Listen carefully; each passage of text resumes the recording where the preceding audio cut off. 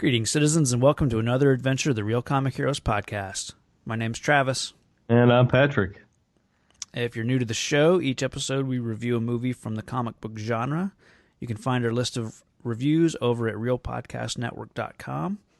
Patrick, who are we talking about this episode? We're talking about a wonderful young lady known as Supergirl. What else is she known as? A disappointment? I'm just kidding. What is it? See, this is where it utterly irritated me. It's either Lana Lee, Laura Lee, Lang Long. I don't know. Yeah, she's Linda Lee in this. Yeah, Linda Lee. And I don't know what the... I guess that's probably straight from the comics. I don't know much about Supergirl's, original comic book origins, but... Or Kara. Kara. Yeah, that's what I think of her as. So. Yeah. They even joke about that Linda Lee thing in the movie. So yeah. I think they realize how ridiculous it is. Mm-hmm. Yeah. So yeah, I would assume that's from the comic book. Yeah, I think so. It's like a little wink nod. Look how funny we are. We use alliteration. Yeah. Little did I know J.K. Rowling would do the same thing. However many years later, 20 years later. She used a lot of alliteration? Yeah, like Luna Lovegood. Oh, okay. Yeah. There's a bunch of them. Okay. They're not all, but, Severus Snape, yeah. Yeah, there's quite a few. Huh. Yeah. So, the Adventures of Supergirl. That's right. The Adventure of Supergirl.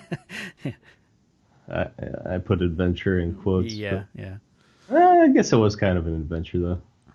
Yeah, I would say so. I don't want to sell it short. Yeah. But before all that, what juicy secrets did you bring us back from the land of Disney? Well, I mean, you were in I assume you brought us something from behind the scenes at Marvel or Star Wars or something we can. That's why I sent you down there, was to get. Oh yeah, okay. Well, thank you. My daughter appreciates the all expenses paid trip that Travis sent us on. Yeah, we can write it off on our taxes since it's for the podcast. Absolutely. Well, I'd like to say that Disney has made great investments and is lucky to have all three of these properties: Star Wars, Marvel, and Pixar, because that's all that anybody really cares about at Disney. Really? And takes up a large portion of Disney as a result. There's like a whole Pixar wing section. Yeah. And Star Wars is blowing up all over the place. I did go on the Avatar ride. Okay. It was pretty freaking amazing. Oh, really? Yeah. You're like straddling this almost like a arcade motorcycle bike. Okay. And you get sort of there's not a whole lot of wiggle room on that thing because they sort of compress you from behind, which sounds really bad. Yeah.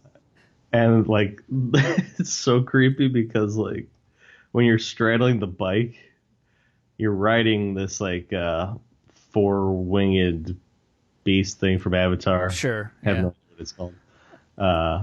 But you could feel it breathing between your legs. Huh. Very odd. Yeah, that is strange. I was like, am I supposed to be this excited? Yeah, it was a very relaxing ride, oddly enough. It was just I can't even describe it really. It was just really, really cool. Right on. Yeah. So yeah, Disney was a blast. They are a huge, huge place. I had no idea how big Disney was. Yeah, I have no idea. The last time I was there, it was 1988 or something. So okay. It has changed considerably since my last visit. Yeah. But yeah, it was a lot of fun. Right on. Yeah, Okay. I got to meet Kylo Ren. Darth Vader. They were, let's see, who else did I meet? What's his face? Star-Lord. Oh, okay. Baby Groot. Huh. You wouldn't think those guys would just be hanging out, but I mean, they're they gotta do what Disney tells them to. They With want to get that paycheck. They need to make an appearance. they can hide the other guys, but Star-Lord, he looked nothing like Oh, really? Star-Lord. They didn't just have the mask thing. Nope, it was a Wow. dude. Yeah. Kind of like they do with the Disney princesses. Oh, sure. Yeah. Yeah. It did not look like Pratt at all. I want to say he looked more like Kylo Ren, oddly. Weird. Yeah. So, yeah, Disney. It's a blast and a half. Well, good. I'm glad you had a nice little break from talking about such excellent films as Supergirl and. All right, I think we've avoided it long enough. Wow, that harsh, huh? It's because she's a woman. That's pretty. Yeah, harsh. that's exactly the reason. So yeah, we're going to talk about Supergirl from 1984, and do you want to talk about act breaks? Yeah. Okay.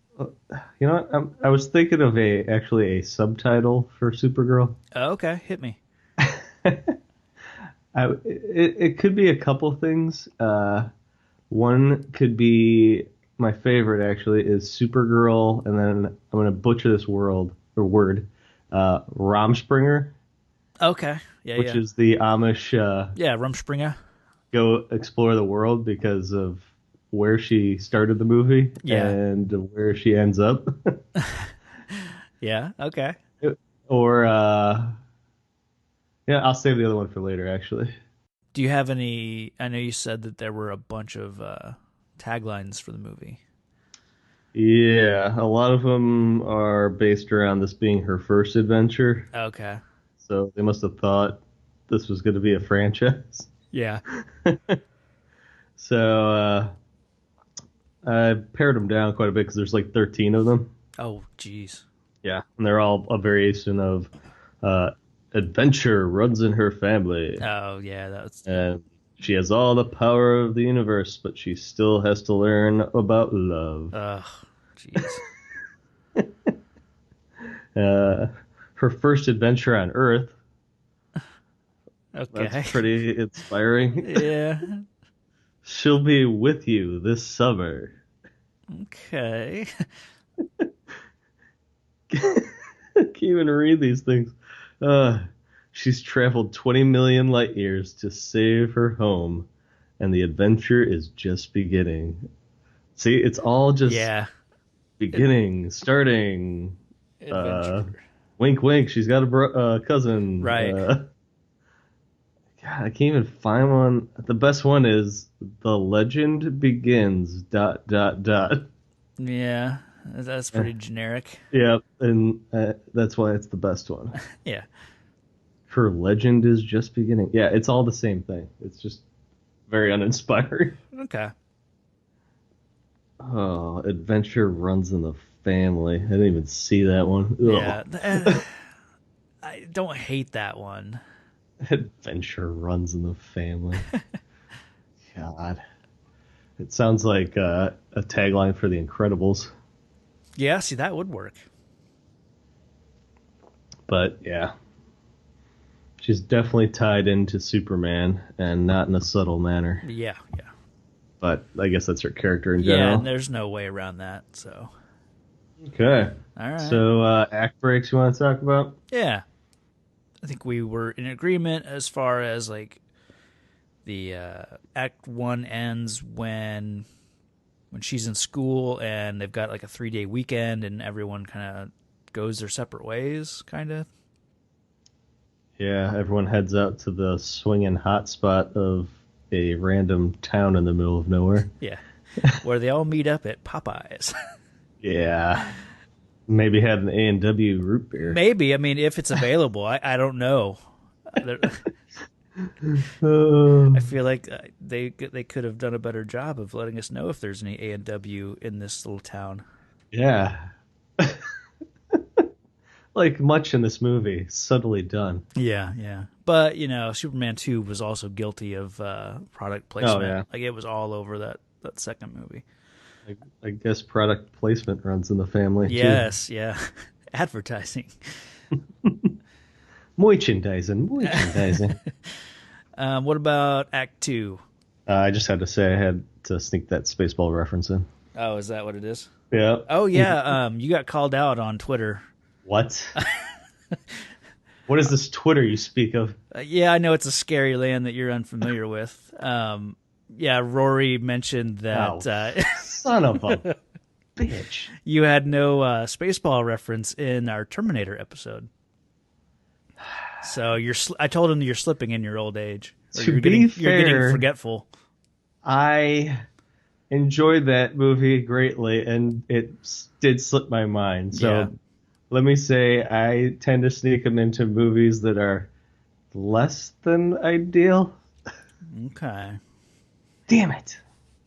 I'm just saying, Call me out think on that. about it and, just work All on your right. behavior. It's I'll do it's becoming a problem. See, Spaceball's just always with me in spirit that sometimes I forget. It permeates my daily life as well, so Yeah, it's hard yeah. to keep track of all the references I constantly pull. Right. You know, Hmm. God, I'll get you, Rory. God bless it. Oh, I can't wait for Spaceballs. Then I'm gonna be the king of nerds. That's right. God, man. All right, now I'm off to a bad start already. Got me in a real bad mood because you Nice. started up with my Lex Luthor calling me out. Yep. If for the listeners, we're talking about Rory from Hangover Reviews and the Hangover Presents podcast. So be sure to check him out. And He didn't get to me. He did not get to me. Damn. good. Okay. So what about Act 2? Sorry, just bearing the rage. Yeah. Okay, I'm good. Act 2. That surrounds a lovable guy getting caught by an evil witch and Supergirl accidentally falling into a plate of glass, Yeah. Yeah. aka Phantom Zone. Phantom Zone. Yeah. Yes. It's All right. good to see that stayed consistent. At first it bugged. We'll get into it. Okay. So aside from like the TV show, what's your history with Supergirl? Before the TV show, it would have been like the animated Okay. cartoons Sure. with Supergirl in it. Honestly, I didn't know a whole lot about her other than she was Clark's cousin. Yeah. I know in the TV show she's supposed to be older than him from Krypton, Right. but then being in a weird time pocket, she doesn't age, but Clark does, I guess. Well, I think it's like she was also sent Yeah. away from Krypton, but because of the way that their ships traveled, like he arrived on Earth first and grew up, from a baby. She was older, like Yeah. I mean, it depends. I think what she was like a version. preteen. Yeah. So when she left Earth, she was like came here. I don't know. She arrived after him, but was born before him. So yeah, it's a kind of a weird thing, but it works. Yeah. To make her like suddenly his younger cousin, kind of, and having him as a fully formed hero.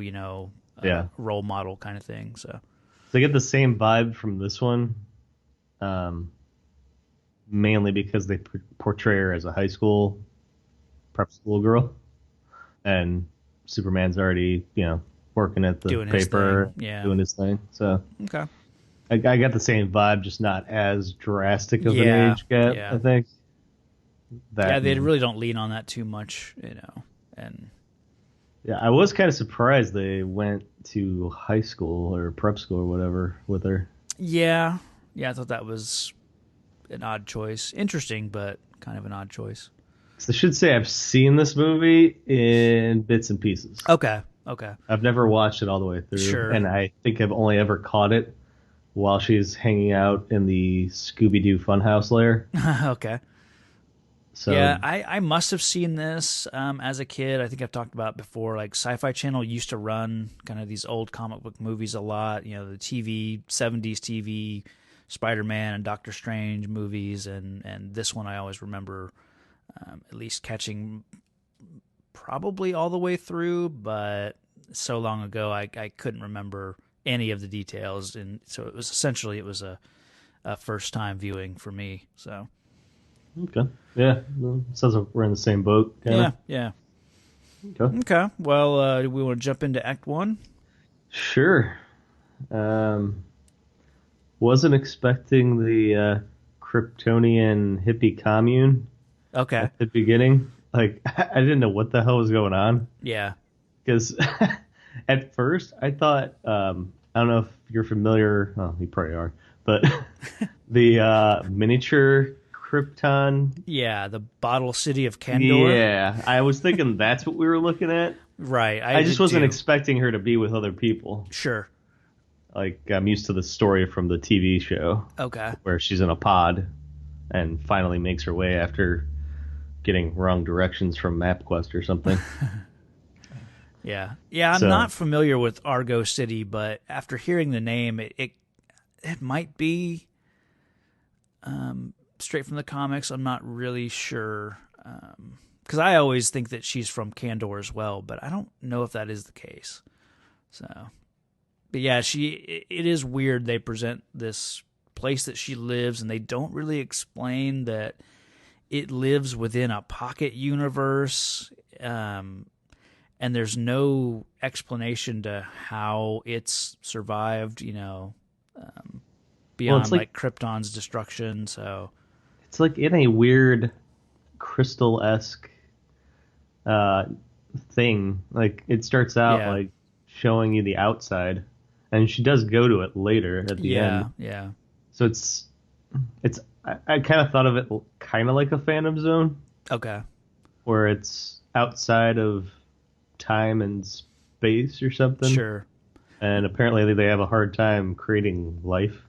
Yeah. And there's also like a weird thing where they're already fully aware of her cousin on Earth is Superman. Yeah. And like his exploits are apparently, that information has traveled here somehow. So I think that's just a writing thing where they just needed to explain that she already knew who he was so that they didn't have to spend any time,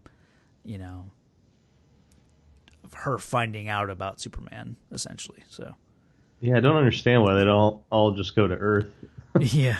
Like the one ringleader is talking about going, but yeah, that's the only, and it seems like they've been there a while too. Yeah.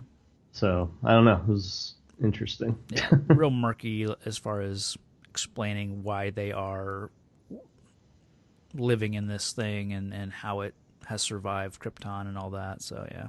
Oh, it survived by the magical spinning fidget ball. Yeah. Okay. Okay. Which, it's such a shoddy premise that they put together. Like, I still don't understand why he puts himself in the Phantom Zone, like, for borrowing the ball of worldliness. Yeah. Are you talking about the Omega Hedron? Yeah. Yeah, it's real weird at the beginning. He says, like, after shit's gone sideways, it says that he'll have to... Like, he stole it from a council or something. Yeah, like but it almost seems like he's eager to be put in the Phantom Zone. Yeah. So. And that kind of mentions the biggest pain in the butt for me in this, and it could be because of the timing of everything, but don't her parents say they only have a couple days to live? Yeah. Okay. Like, because this orb is like the source of the city's power. Yeah. So I imagine it's just, I imagine when it's gone, like the lights start turning off and Yeah. maybe life support starts to, diminish. So they introduce this, ticking clock at the beginning that does not then show back up like throughout the rest of the movie until the very end. But I guess we can talk about, I guess your city's destruction can wait for some delicious Popeye's chicken. That's right. Yeah, yeah. Okay. Yeah, no, that was just a big, annoying plot point that drove me nuts while she was farting around out there. Yeah, I agree. Right off the bat, I have a problem with Zoltar, which is, Peter O'Toole's character and almost like an uncle kind of character to her. Just the way he treats her like a dumb little girl. It's the first of a few more instances where people tell her not to be educated, essentially. She's talking about the mathematics and everything and how hard they can be, and he just kind of tells her that you should just rely on your imagination. Like don't concern yourself with math and learning and trying to understand this. Just use your imagination. I don't know. It just comes across very suppressive, I guess. And then later in this act, there's a scene in Nigel's classroom where she displays her intelligence, and everyone thinks she's making it up and then laughs and everything. And Nigel almost accuses her of cheating because he wants to know how she figured out this math equation. And then you got her friend Lucy who tells her just to keep that kind of stuff to herself because no one will like her if she's displaying this intelligence. So I don't know, just a few scenes like this and maybe a few more just examples of, don't be smart, don't seek information, just, I don't know. I kind of had a real problem with that. So. See, and that's why I kind of thought of that Argo as a hippie commune, because he seemed more about creating things, like even with his little magic spinny wand. Yeah, like creating art as opposed to, okay. Because science is what got him into all this mess to begin with. And then her imagination kind of screwed everyone when the dragonfly busted the window. Yeah. So great advice there. Right. And then as far as the classroom, I thought it was more just because she pulled that off the top of her head, where he had to type it into a calculator to figure it out. Yeah, because they kind of tie it into this beginning where she said she can't see this sixth dimensional geometry, but then once she's here on Earth, she's able to do this type of geometry much easier. So I don't know if it's what the connection is, but I don't know. Well, it's weird because she seems much more intelligent about how to tackle problems than Superman. That's a good point. And maybe it's because she traveled in this escape pod and maybe somehow changed, because there is no explanation of her journey to Earth, and she just pops out of this bubble, essentially full costume, no explanation, no well, we did no have bother of coming up with a reason for any of this. So we did have the acid trip / Willy Wonka effects when she was traveling, right? So God, it was confusing. I was like, because I saw the Tidetetrahedron, whatever the hell it's called, spinny orb of doom. I'll accept it. Yeah. Crash down, but I honestly did the pod she was traveling in crash into the water? I think. Or did it just appear in the water? Okay. She goes back to the water at the end. I think her crystal miniature city or whatever where Argo City, lives in this little pocket dimension or whatever, I think happens to be underwater when she goes to leave it or enter it. Okay. So the fact that she comes from the water is just that's just where that like wormhole essentially comes and goes, I guess. Okay. That's the best I can explain that one. And I will say those scenes where she goes underwater and things like that, like I didn't watch the best quality version, and so scenes like that were very murky and very hard to see what was going on. So I don't know exactly how it was, what was going on. So Well, it's no flying across the great west of America and hanging out with those horses. yeah. There's a lot of horrible flying like backdrops. Yeah, the backdrops weren't great, but I will say I really enjoy the first flight, sequence of this movie. Yeah. She's kind of learning her powers, the strength and the heat vision, things like that. But then, like, there's this actual look of delight on her face when she's learning these powers that we really don't get that with Superman. We never were shown that Clark was able to enjoy any of his powers. Like the one time he wanted to use them for personal gain, his father tells him, not to. Like when it was that guy Brad was trying to mess with him and like on the football field and that kind of stuff, and he said he wanted to, hurt him or whatever, and his dad tells him, your powers aren't for scoring, touchdowns; it's for helping people. She doesn't really have any of that like guidance here, but back to like her flying and everything, there's just, I don't know, the gracefulness and elegance to the flying that's really well done, I thought. So I'll forgive like the backdrops not looking, amazing. I think for the most part they do a pretty good job. And I think she just looks better flying throughout this. Like the way she tucks one arm in close and then, extends the other arm forward, like it's a very heroic flying pose that I feel like she's more comfortable doing the wire work than Christopher Reeve did. Maybe she's got some experience with it. I don't know. She just seemed, like you said, more fluid with it and was doing like back bend flip stuff in the air. Yeah, I wonder, like, and there's almost like some ballet type poses that she does. I wonder if she's just, maybe she is a dancer or was a maybe that's part of it. So but I really like the first flight scene. Yeah, I didn't realize that heat vision could grow a flower.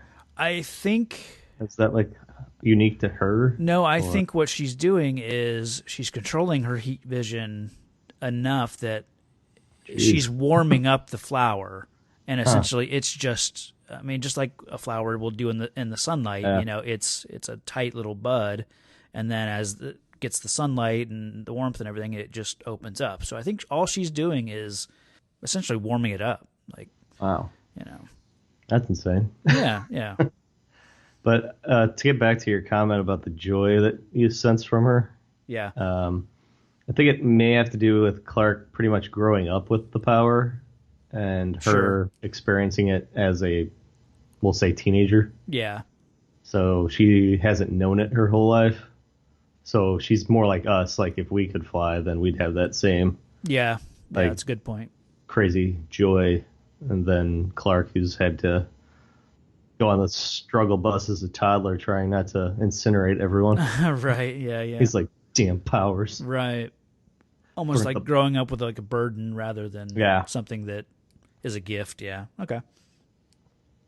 Again, it's like another contrast you can pull between Superman and Supergirl. Yeah. Like it's just like she's more I don't know what's the word for it, but she's more aware, I think, of how humans are than Clark is. Because, like even in the TV show, she was like a 12 or 13-year-old girl that basically lived like a human on Krypton. Yeah. So she didn't have those crazy powers until she got to Earth. Okay. So I always felt like she understood what it was like to be human more than Clark ever would. Mm. Well, except for when he gave up his powers forever and then got them back. Yeah. Aside from that.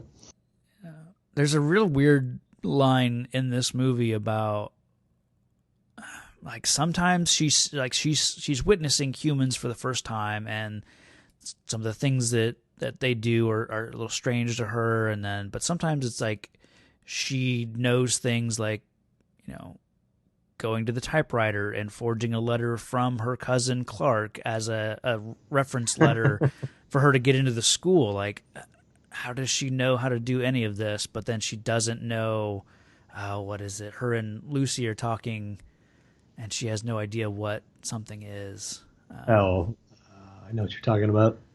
So it's just weird, like, inconsistencies as far as, like, being curious about humans and social interactions, but then also having the wherewithal to navigate in this human world where she's kind of undercover for a little while. I don't know. Yeah, that is a good point, because like they don't even know what horses and trees are. There you go. Like, yeah. So there's no way in hell they know what a typewriter is. Right. Huh. Yeah. I think it would have just been... They needed to speed things up, I think. So yeah. It's just easier just to have her enrolled in the school, rather than, go into, we don't need to see her like homeless and, with nowhere to go. So I guess it's easier just to have her, give her a base of operations essentially with this girls' school. Any reason why she picked that place? I don't think so. I think she just, she wakes up in the woods, comes out and sees like the girls playing softball, and imagine it's just, these people all look like they're having fun, or maybe it's just purely, I can probably blend in pretty well and disguise myself and fit in with this group of all females and everything, and we don't really get much explanation as to how she walks behind trees and suddenly like her hair turns brown. She is in a schoolgirl uniform. Yeah. That of course they don't explain, but we can go with it, I suppose. Yeah, I will give her credit. At least she changes her hair color. That's more effort than Clark puts into his disguise. So. And it's weird because she looks like a completely different person in the school, as the schoolgirl like scenes versus the Supergirl scenes. Yeah, because like that's part of what I was getting at when I was saying like there's a ticking clock. Like she's like farting around with. Why didn't she just fly around, track down with her homing beacon wristband thing, like where that. Like, you can hide in the woods. Like, yeah. You don't have to blend. I mean, she's in a pretty rural area the whole movie. Like, she's not really in a big metropolis type city. So there's really no reason for her to try to blend in. Yeah. I think we just don't have a movie without it, and it's definitely a big plot hole, I would say. She's gonna blend in, have her blend in with some like backwoods, like moonshine farmers or something. That'd be sweet. Yeah. She thinks all Earthlings just distill booze in the woods. Well, that kind of brings me to my last point for Act 1, and the first people she does meet, when she shows up, are these truckers. And this scene with the truckers is gross. Mm-hmm. I always like seeing Matt Frewer. He's one of the truckers, like the skinnier guy. Yeah. But yikes. Like, this scene is just horrible. It's unfortunate that, she's like the first superhero, female lead in a superhero movie. And we've got to have a scene that is all about sexual assault, essentially. And these guys even say that essentially they're compelled to keep, trying to assault her. Like, they can't help it. It's just who they are. And yeah. like, Superman's first night out, he's stopping bank robbers and criminals, and we've got to see her. I don't know, this scene. It's just so overshadowed with these two lecherous perverts that I don't know. It's unfortunate, I think, and it's. See, I thought they did a really good job, the actors, because I was legit creeped out. Yeah. By them. Yeah. Especially the other guy, not the one from Honey, I Shrunk the Kids. Yeah. The other guy was especially gross.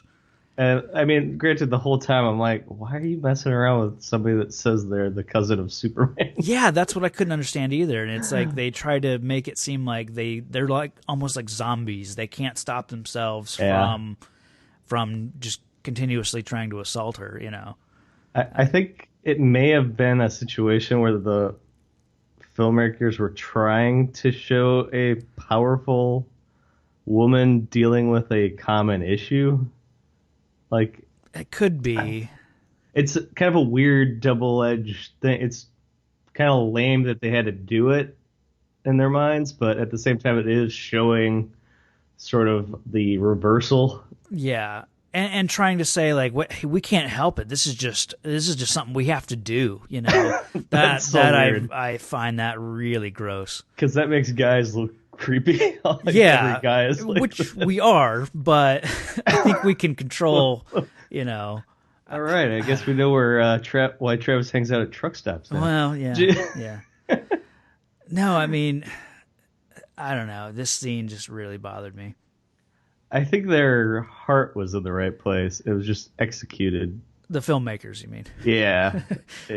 Not the two guys. Something else was in the right place for those guys. Yeah. Well, I was surprised that when she slapped him after reaching up by her skirt, that he didn't like lose his head. Right. Like he would have at least flown back or something, because she slaps him pretty good. That was weird. But yeah, it was a very creepy scene. So good job for the actors. Weird choice for the movie in general. But I think the main game behind it was just to show that she could take care of herself. And, you know, here's a powerful woman dealing with some creepy guys. I accept that, but then there's no, aside from getting a little bit of a beat down, these guys then I assume get back in their truck, drive off to the next victim they find, you know. Like there's no I don't know. These guys don't change. It's not like they get arrested and she probably doesn't know about prison. Yeah, and I understand that, but and I like that they're like, we're not going to tell anybody about this. So yeah. Let's get back to doing what we do. Right, buddy. yeah. Yeah, I mean, at least she kicks the one guy in the balls, though. That's true. Maybe she did some permanent damage. Yeah, so maybe it doesn't work anymore. Hopefully. I don't know. Yeah, it's a weird scene, and maybe the actors did too good a job of being creepy in this sense, but man, yeah, it was... Yeah, you don't deal with Clark having to deal with some ladies or even some dudes sexualizing them, but sadly, that is kind of what happens with the female characters. I mean, they're the as a 30-year-old white guy, I can't relate. Yeah. I'm trapped in that bubble of being the man. Right, yeah. Like I don't know how fucking to men. really... Yeah. We are the worst. So. Yeah. I don't know, because they always say that the female is the more deadlier of the species. Or maybe guys just say that. That's probably something a guy said, yeah. I don't know.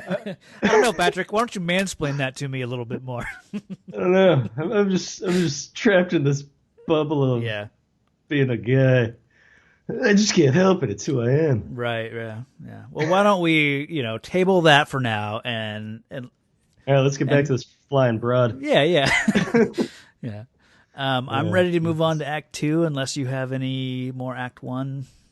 I am still, to this moment, confused as to why she lives in an abandoned theme park.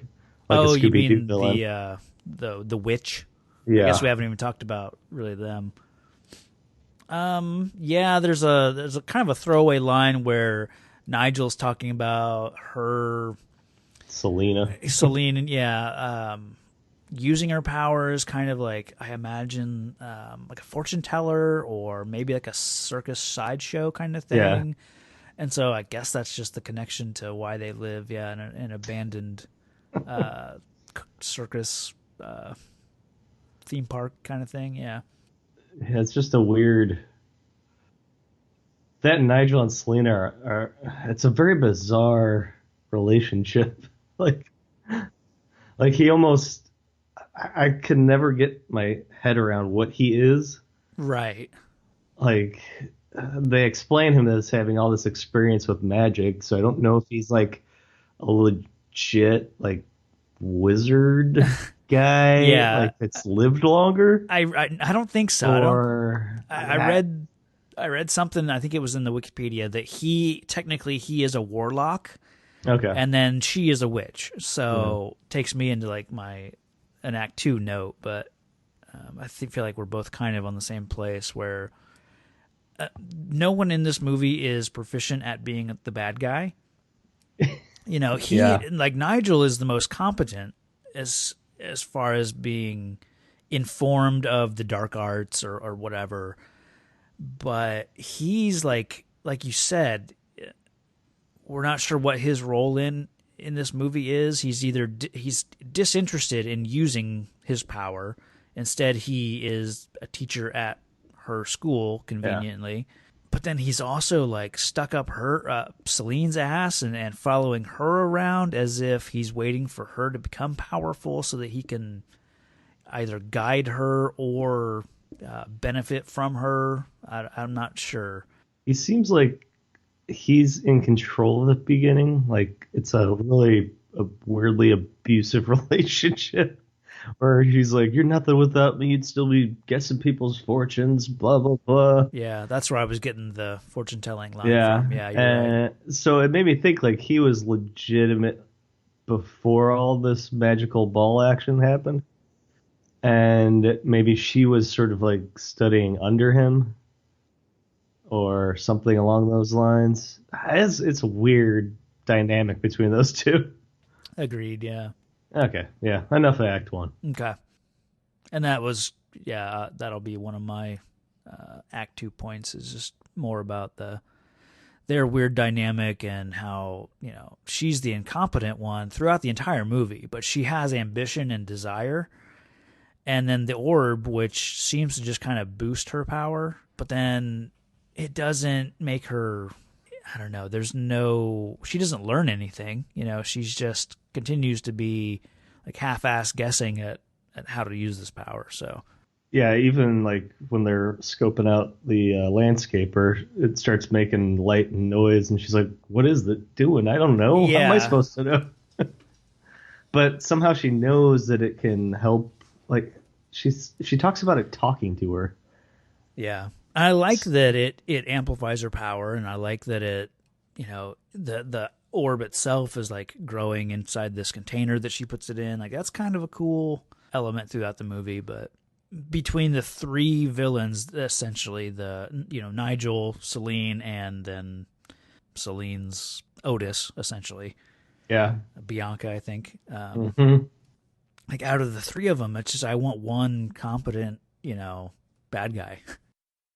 Yeah, and I think Nigel's that competent one. He just doesn't have the whirly ball. Yeah, I think the movie would have been better if she was either more competent like Nigel, or if Nigel himself was the like somebody that knew what they were doing should have had that thing. that's exactly how I feel. That was weird. All right, so Act Two, we have a crazy drugged out guy walking through the street because Selena tried to brew up a magic love potion, Yeah. which I'm still confused as to why. Yeah, there's no reason why. She just she sees something she likes and wants to go after it, and that's all the motivation there. And then that consumes her throughout this entire movie. Like her main goal is to get this one guy to fall in love with her, and that. Well, it's that ball that sort of started making that noise when she was looking at him, and she's like, "Oh, he's my prince." So the ball's compelling her to it's utterly confusing, and she doesn't even like the guy, so it's bizarre. Just another lady after a man. Yeah, That's yeah. all they can think about. I want to talk about how awesome Lucy is. Okay. Because she's got this great hero moment where she jumps into this, whatever this construction vehicle is. You'd think it'd be just Kara, just instantly, trying to save the day, and because no one else is like trying to get this guy, who's like stumbling through the streets, half drunk or whatever, but it's Lucy that steps up and actually tries to do something. So it's kind of nice that Kara gets inspired here by Lucy's eagerness to help out and do something. Yeah. And it's a good example, of just a regular person, like, stepping up. So I like that moment. Yeah. And then that heroic moment's followed by a weird getting knocked out in the cab moment. Yeah, yeah. It's like, oh. Yeah, I think the part that was more disconcerting for me was just Jimmy Olsen's attitude. Yes, he bothered me. It's like, oh, he's probably drugged out. Don't mess with him. Let's all go in and have an A&W and Popeye. Oh, man. Yeah. My chicken sandwich is getting cold. And here's a guy who spends all of his other time, like, chasing Superman around and having him as an example. But, yeah, he sees this dude in the street, and all he can say is, yeah, we should probably just leave him alone. He's probably drugged out, and he's probably got a knife or something. Yeah. Meanwhile, my Popeye's chicken's getting cold, and my A&W root beer is nothing worse than a flat root beer. Oh, man. That's I noticed in this rescue from Supergirl that she rescues the guy and leaves Lucy in the cab of the vehicle. Her concussion is of no importance to. It's like, this is your only friend, right? But you're too busy with this weird guy and making googly eyes and making out in the woods. Yeah, because she could have just ripped open the claw essentially that he was stuck in and just bolted. I mean, I guess I understood that they needed to have her or be the first person he sees. Right, and they needed it to be when she's out of costume, I guess. And do we know why it took him so long to, like, it seems like he had to get out of the groggy state maybe before seeing somebody to fall in love with? Because he must have seen a bunch of people as he was walking miles. Yeah, but I think they try to hide it with, like, his eyes are half closed and he's just in this stupor, I guess. Okay. But, I don't know. They just needed to kill time between him being under the spell and him seeing her for the first time. So I did kind of think that was a weird way to go about getting him back, though. It's like nobody's gonna call out this empty cab thing that's driving through the town. I mean, it just seems like a weird way to get the guy back. Yeah. But you do get to see her thinking through problems. Like, she's analyzing, putting a hole in the tower of water to put out the fire, and you'll see it later with her fight with the shadow monster. So this is what I was talking about when I meant it seemed like she was better at analyzing and smarter than Superman is sometimes. I think my last note for Act 2 is the invisible shadow demon fight, once, like, in the electrical storm kind of section of the movie. Yeah. I mean, it was kind of cool. I like the effect of, like, the car getting crushed. I absolutely love that effect. I don't know how they smashed a car invisibly. I don't know how they did that scene, because it doesn't look like stop motion where they put a dent in the hood and then shoot it and then put another dent. Like, it doesn't look like stop motion. Yeah. The only thing I can figure is maybe it's some kind of model and they used suction underneath it and actually, like, imploded the car. Yeah. I was thinking like a plastic mold. Yeah, so maybe that's how they do it, but it's incredible. I really love that effect of, and not just the car, but the effect of this invisible monster like rampaging, through this area. And a lot of it's like miniatures, and you can tell that like there are no people around, so it's just very easy to like make the wood boards like smash in half and stuff like this. But I really, really like that scene.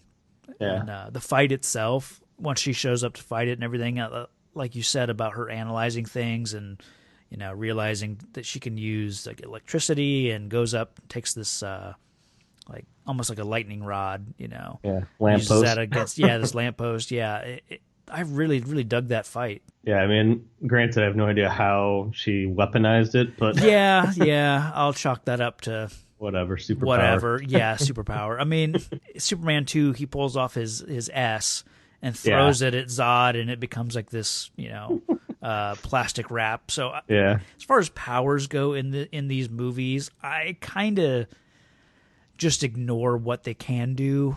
I don't try to understand how their powers work, and suddenly they can do things that don't make sense. But I kind of give those a pass, I guess.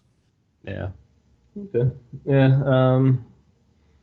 I really don't have much else in this act. That was my last point too. So Okay. I'm good on Act 2. I mean, I guess there's that love that's going on between, like, she doesn't know what to do with it because he kissed her and blah, blah, blah. Yeah, she's a teenager. She's full of Krypton hormones. I don't know. I could care less about the relationship. It was just a nothing thing. But, Selena, infuriated. She doesn't know how Supergirl keeps showing up. She's trying to kill this. I don't know why she's trying to kill this girl, other than she's the one that he. It seems like a harsh. Yeah, they realize that he lays eyes on Linda, or first. So then, it becomes a part of the story that they need to remove her. Which is that why they send the shadow demon to the school? Yeah. Okay. And even like her underling is like, just leave her alone. She's just a teenager. Yeah. She's Well, like, and again, it's like all of this is just so that she can get this guy that she's seen from a car window that she thinks is hot. Like, come on, give the villain of the movie a little more, set her sights a little higher, and make it about, she wants some object of power. She wants to get riches. Like, yeah, she should have been after that magic bird wand. Like, that thing seems pretty badass. Yeah. Like, come up with some better reasons for the villain's like motivations. I would have loved it if she just needed him to fall in love with her. Yeah. So she could like sacrifice him. I'll accept that. Yeah. That would have been awesome. Right. Like, you have to sacrifice the love of another or something. Yeah, like you can only sacrifice, someone who works with the land, He's like this landscaper, like make it somehow vague, like it can only be this guy who happens to be, I guess, the hot guy and everything. Those spells are pretty specific about the spider in the nutshell and like a little bit of web. So that could work. Yeah. But no, he just becomes like a zombie servant later, so blah, blah, blah. That should have been the tagline. Supergirl. I'm ready for Act 3. Okay, so she got lured back to the lair because Selena kidnapped the gardener. And doesn't he just disappear when they're on like the beach? They were gonna kiss, and she does a spell with Nigel with the bird wand. Okay, so Nigel was the one that was able to. Okay, because he's like instantly chained to a zebra print bed. It's just weird. I was like, oh, this is gonna get kinky. Yeah. So then she's banished to the Phantom Zone, which I was saying earlier. Like, I kind of had a problem, and this bugged me a little bit. Like, introducing the Phantom Zone element to this movie. But then I started thinking about it, and why couldn't the orb that's from, I'm assuming is from Krypton originally, Yeah. So, yeah, I'll accept that this orb and its power and then Selene's power are tied to Krypton, essentially. And yeah, I can understand how they would come up with the Phantom Zone, the glass, pane and all that stuff. Like, at first I was kind of knocking it for, like, really just doing Phantom Zone stuff again, but it comes from Krypton, so it's not just some random spell that she happens to find, So I kind of go with it. Like, I'm okay with the Phantom Zone imprisonment in this one. So that makes a question pop into my mind. Okay. How did Peter O'Toole end up in the Phantom Zone if the ball was gone? I don't know. Is there like a phantom gun there, maybe? I guess, like something separate? Well, okay. So in Superman 1 and 2, I guess, when Zod and everyone are sent to the Phantom Zone, there's like the spinning hula hoop thing. Yeah. Which I think is just like keeping them trapped there. But then a beam of light comes down and they're just kind of sucked away into this Phantom Zone thing, the glass pane.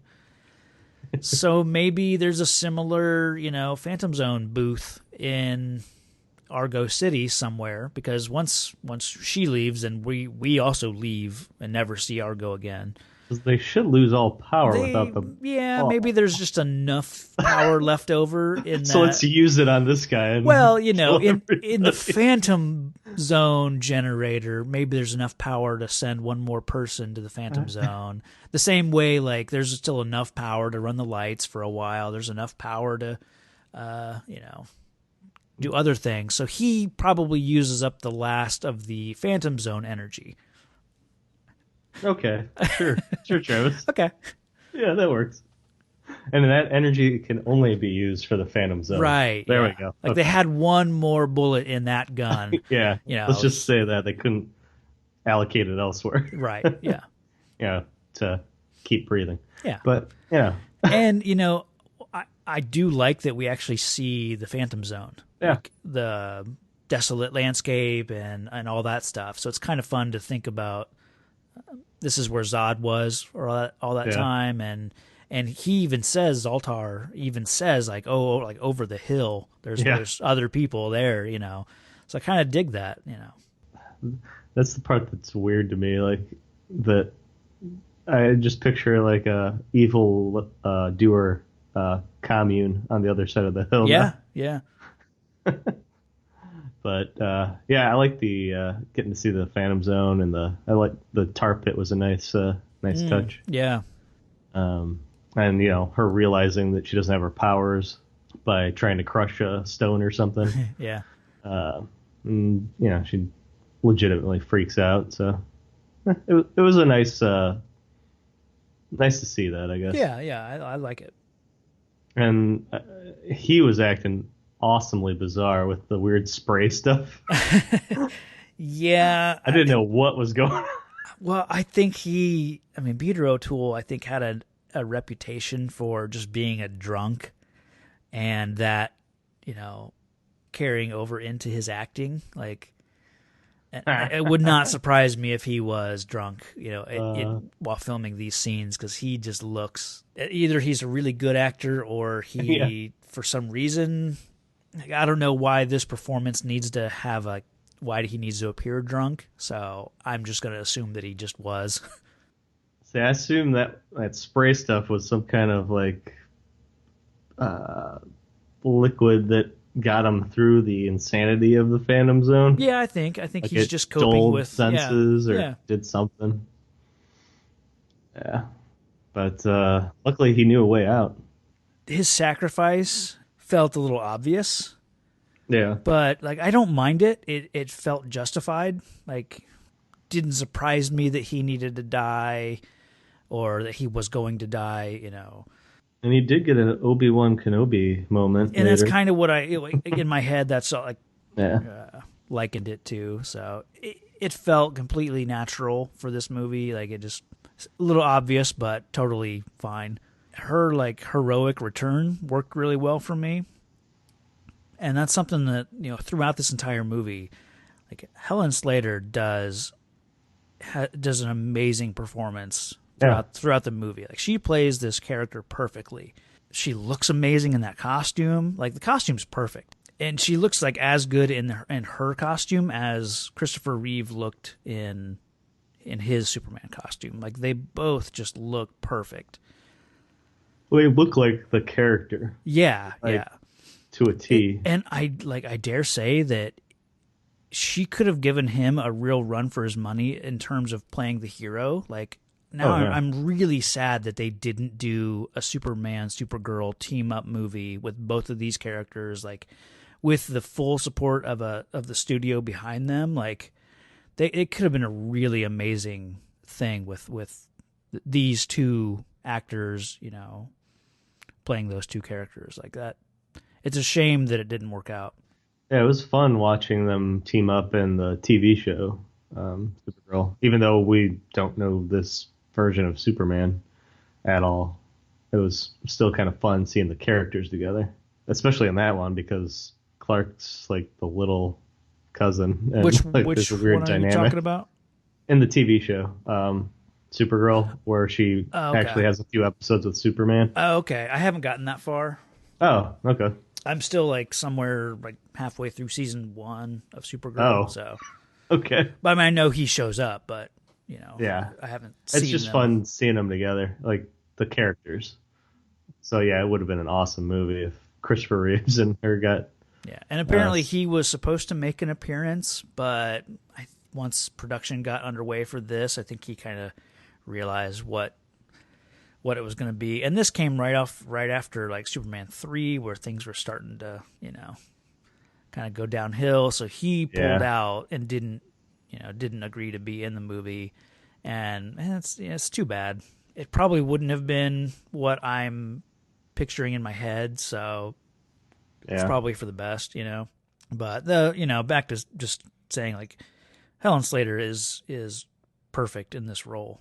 Agreed. So she does a really good job. Like I said, her heroic return is really nicely done. Yeah, unfortunately, let's talk about that battle. Let's get into it. Yeah. I utterly hated this. Like, it could have been cool with like the shadow monster that she can now see in the smoke, I guess. But the execution, I didn't like the whole like mimicking puppetry thing, like where she's just like stretching her and like twisting, and like the effect of that was just that awful. was pretty bad. I just wasn't a huge fan of that. At first, I thought we were going to get a really cool this shadow demon puppet, effect, like when it was in the smoke and everything. At first, when it first shows up, it looked really cool. But yeah, it kind of quickly, you quickly find out their limitations with actually using it. So yeah, it went downhill real fast. Yeah, I mean, it was kind of cool how they all got sucked into the Phantom Zone again. Yeah, she does like a whirlwind, around them, and yeah, she didn't turn back time, but no, but essentially all she does is spin them around, so that they're like face to face with the shadow demon, and that's how they end up in the Phantom Zone. Did Nigel go in? I felt terrible because I don't remember, because essentially he helps Supergirl out by saying what to do. Yeah. And then I think he ended up in the Phantom Zone, but I don't know. I can't remember. I don't remember what happened. It seems like it'd be fitting if he does, but then it's like he also did help her out. But is that enough of a redemption? I don't know. So I'm thinking he went into the Phantom Zone as well.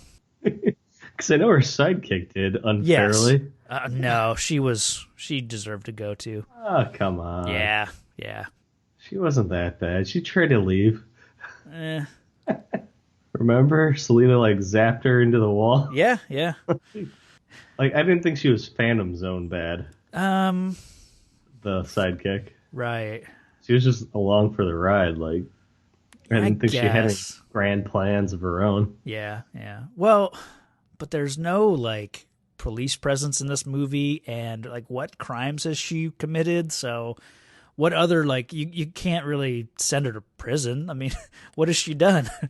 Although, don't they have like weird like foot soldiers? Yeah, but I think those people are just like have their minds taken over, and I think once the whole thing disappears, I think everyone then is back to normal. So Because they were talking about their plan, like taking over the police stations as they did in the small town. yeah, and that's another thing. Like, I don't know.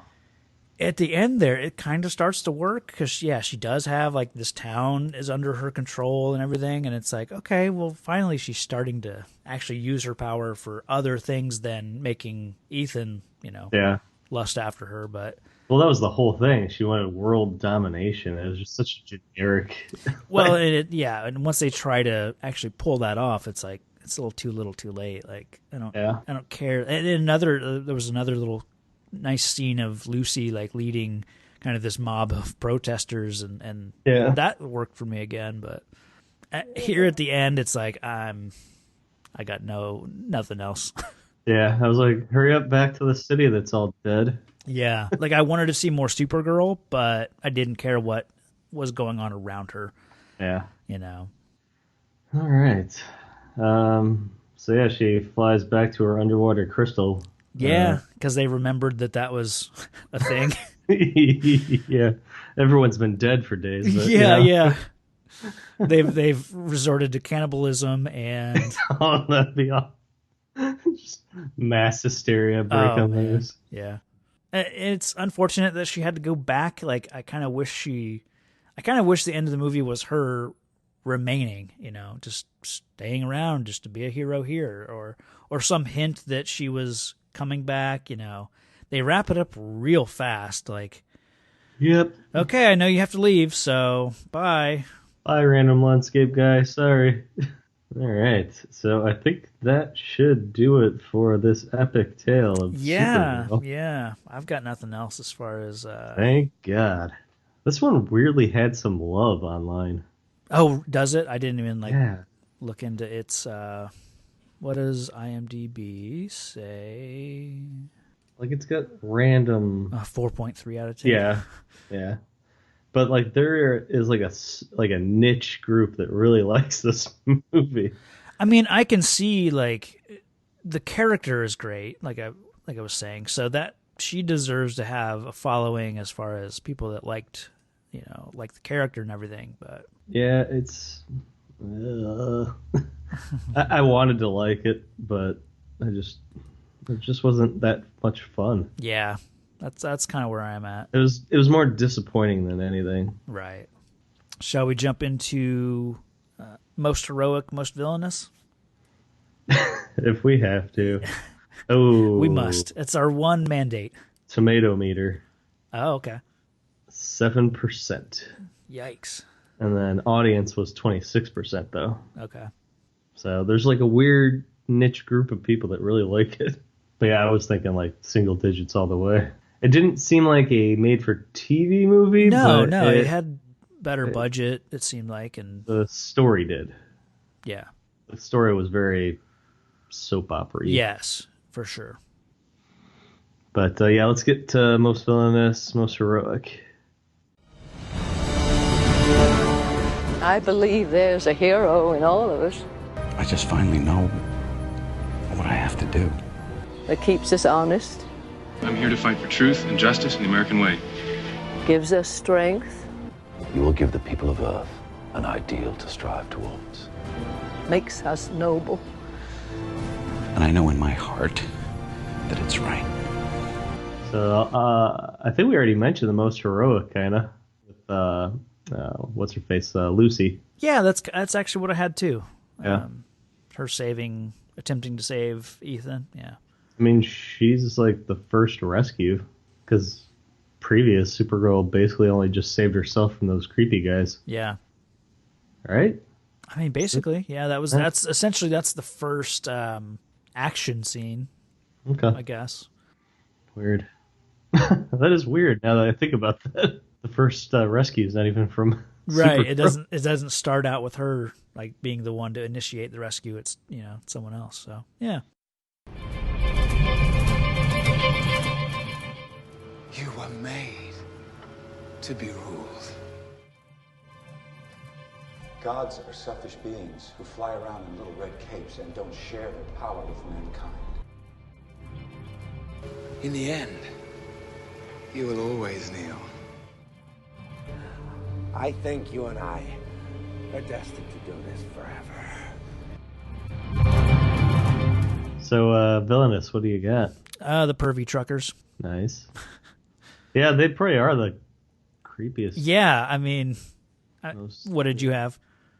I was just being generic with like the combination when Selena and Nigel joined forces with the bird wand thing. Yeah. Or crow wand, whatever it is.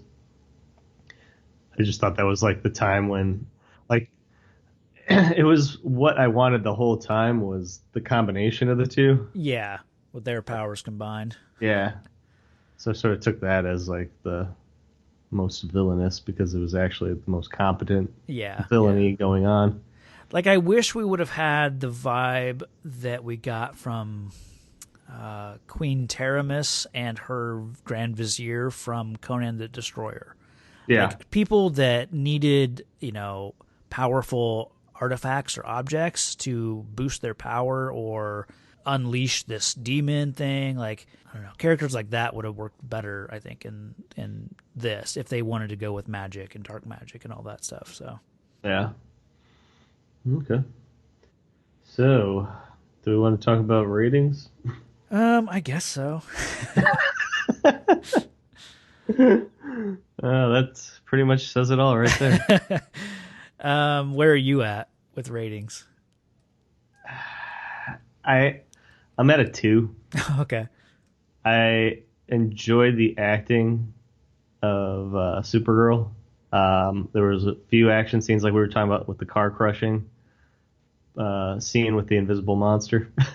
As a whole, it just like I didn't really like it that much, and I would never watch this again in a million years.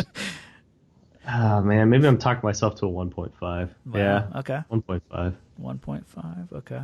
Yeah. Well, I was right there with you. I had a 2, and kind of the same thing. I was hoping I would enjoy the movie.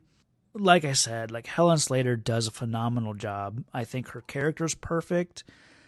I like all of her scenes. I like what she's doing. I wish she would have been given more to work with. I feel like the story wasn't there. The effects wise, I think they did a decent job with the movie, but yeah, I think they really just phoned in the rest of the movie. Like, they were more concerned with, let's create a character who's like Superman, and they do a great job of creating Supergirl, but it just falls flat, after that. So, I had a 2.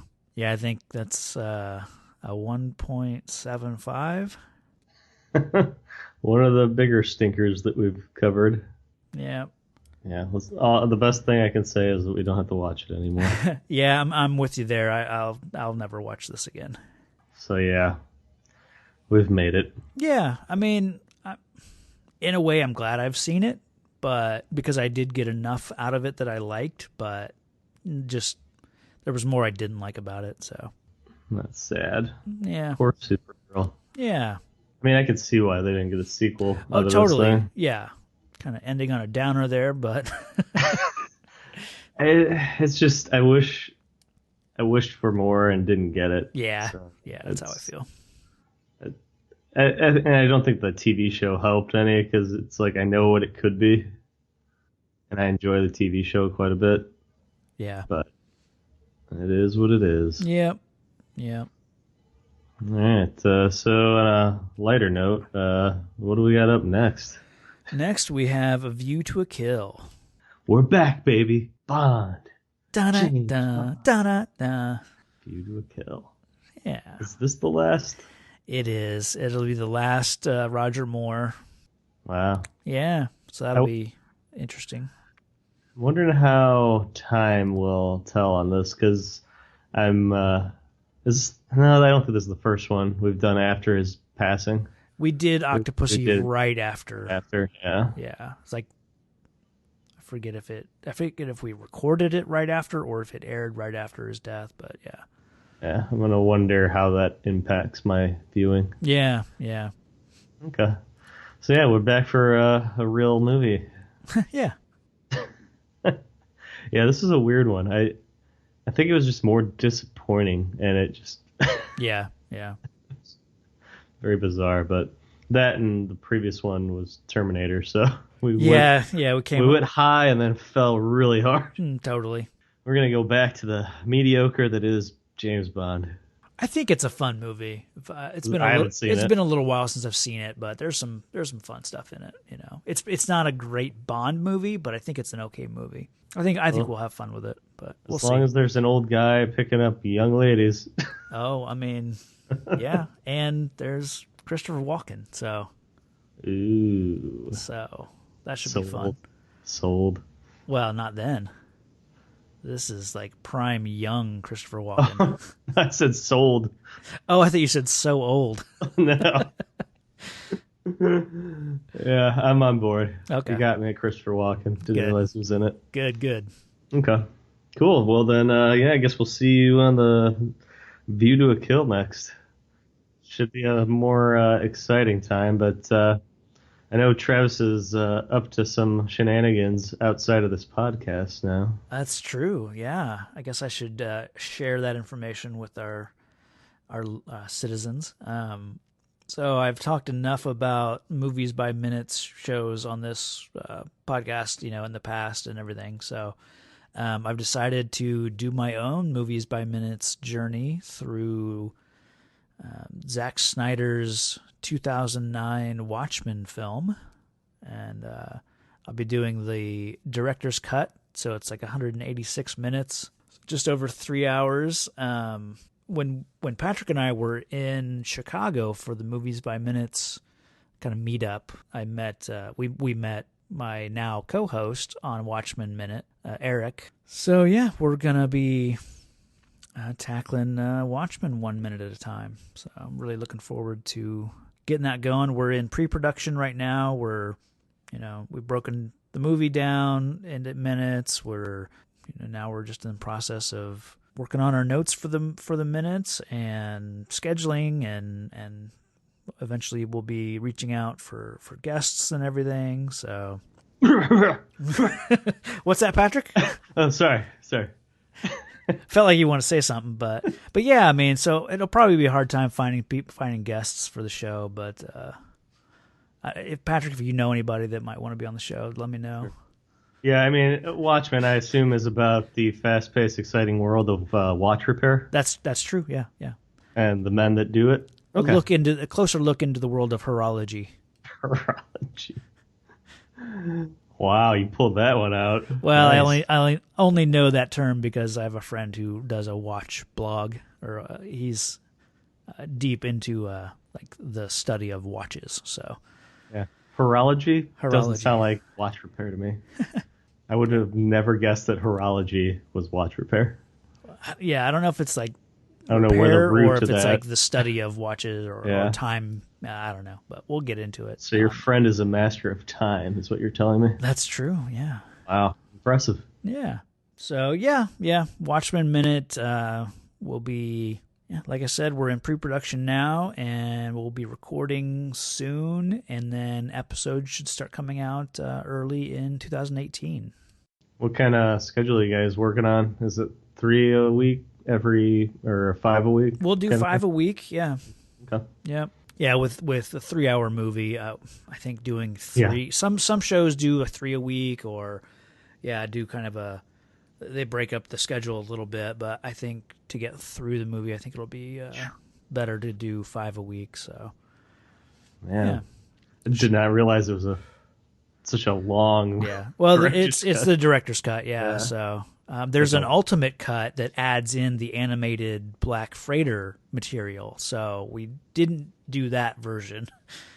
But if we do like weekend editions or any kind of Patreon bonus type stuff, we might do, examine the Black Freighter animated release that they did.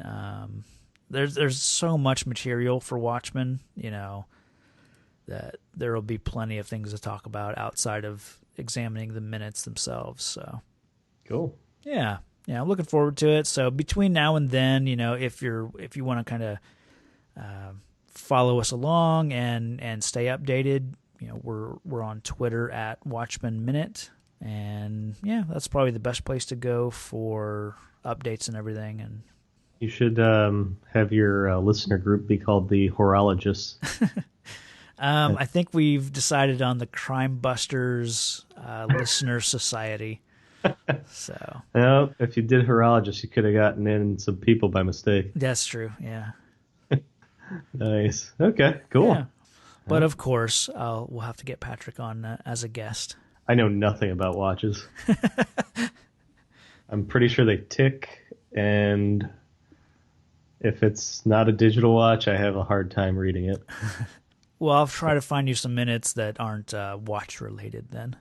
I mean, you're talking about minutes, watches, it all ties up. I know. It's a perfect... I thought about doing Watchmen, like combining the watch or like Watch Minute, but I wanted to make sure that if anyone searched Watchmen and Minute that they'd find us, so I didn't want to mess with the actual title. So that you'd say it wrong. Yeah, every once in a while. Yeah, and there's some movies by minute shows like The Fifth Element that works perfectly.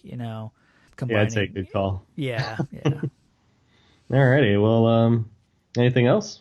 Well, I should probably tell people where they can find this show, and this little thing. They already know where they're listening to this show from, but just might as well say that if you want to reach out to us, you can send us an email at reelcomicheroes@gmail.com. Send us any thoughts you have on Supergirl or anything else we've covered or are going to cover. Our episodes are now up on YouTube. You can listen to them over there. You can search Twitter, Instagram, Facebook. You search Real Comic Heroes, you'll find us. Please leave a nice review over on iTunes, which we would love to share on the show.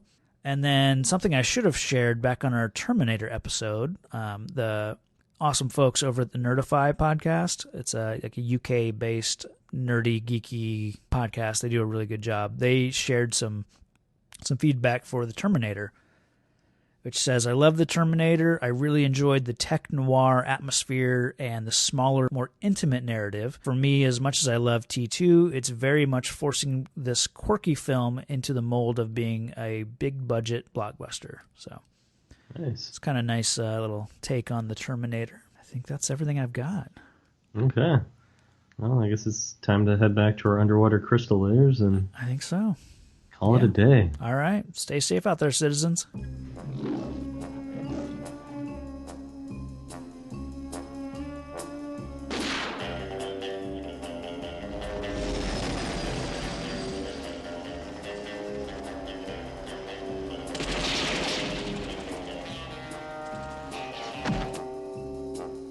This man has a secret ambition.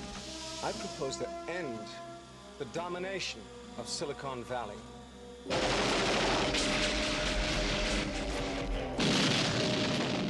Project Main Strike. A secret plan. For which each of you will pay me $100 million.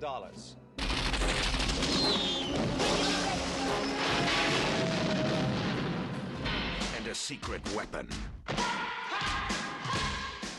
We're not sure about her. Name's Mayday. Someone will take care of you. Oh, you'll see to that personally, will you? There's only one man who can stop them.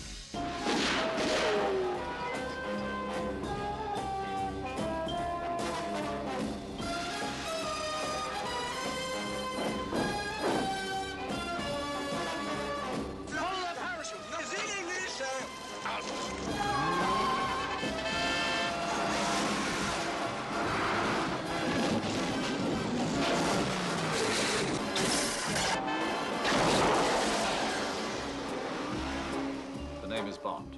James Bond. And I'm Dick Tracy, and you're still under arrest. In the world of high adventure, the highest number is still 007.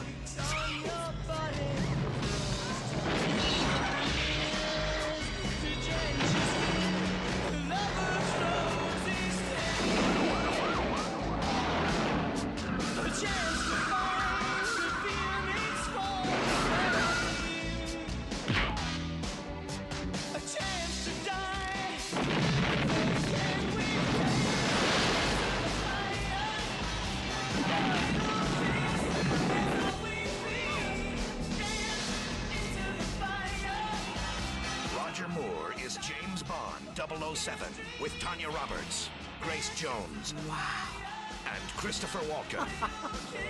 Has James Bond finally met his match? Find out this summer in A View to a Kill. Title song performed by Duran Duran.